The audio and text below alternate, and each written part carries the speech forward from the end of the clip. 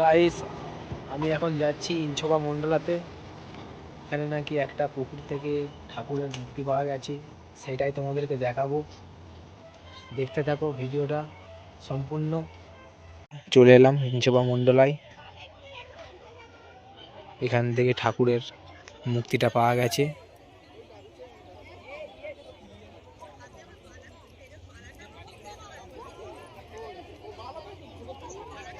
চলো ঠাকুরের মূর্তিটা তোমাদেরকে দেখাই। তো বন্ধুরা, এবার তোমাদেরকে ঠাকুরটা দেখাবো। দেখো এখানে প্রচুর ভিড় হয়েছে, ভেতরে ঢোকা যাচ্ছে না, এত ভিড়। কাছে গিয়ে তোমাদেরকে দেখাচ্ছি। দেখি এটা পাওয়া গেছে।